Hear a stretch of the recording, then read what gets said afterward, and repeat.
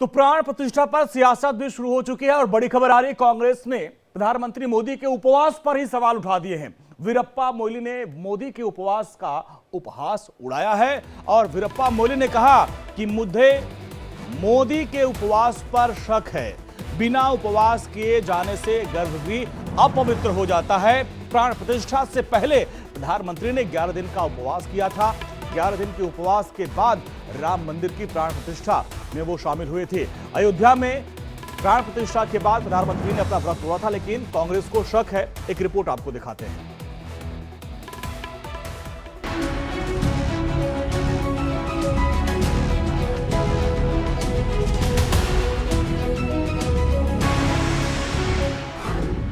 रघुनंदन के खिलाफ विपक्ष का गठबंधन,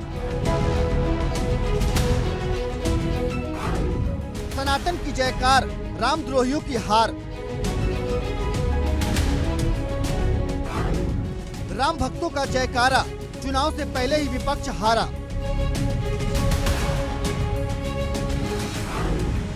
अयोध्या में राम राम, विपक्ष का काम तमाम। राम मंदिर को लेकर सियासी संग्राम थमने का नाम नहीं ले रहा है। जब से प्राण प्रतिष्ठा की चर्चा शुरू हुई, तब से विपक्ष विरोध का झंडा बुलंद किए हुए है। जो कभी मंदिर बनाने की तारीख पूछते थे, वो मंदिर बनाने के बाद कहने लगे हमें नहीं बुलाओगे। जब बुलाया गया तो फिर कहने लगे कि बीजेपी और आरएसएस का एजेंडा है। फिर कहा मुहूर्त सही नहीं है। और अब जब भगवान राम की प्राण प्रतिष्ठा मंदिर में हो गई है, मोदी का राम संकल्प पूरा हो गया है, तब कांग्रेस नेता वीरप्पा मोइली ने मोदी के उपवास का उपहास उड़ाने की कोशिश की। उन्होंने अपने बयान में कहा कि मुझे संदेह है कि क्या पीएम मोदी ने उपवास किया भी है या नहीं।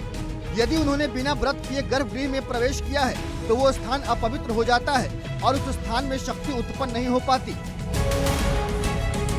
जो लोग मंदिर निर्माण को लेकर सवाल उठा रहे थे, जो कह रहे थे कि अधूरा मंदिर पूरा नहीं है, जो लोग कह रहे थे कि मोदी प्राण प्रतिष्ठा नहीं कर सकते, उन लोगों को अयोध्या से आई इन तस्वीरों को देखना चाहिए, जहां राम भक्तों की लहर दिखाई दे रही है। राम दरबार में पैर रखने तक की जगह नहीं है। प्रशासन को अयोध्या आने वाले श्रद्धालुओं को रोकना पड़ा।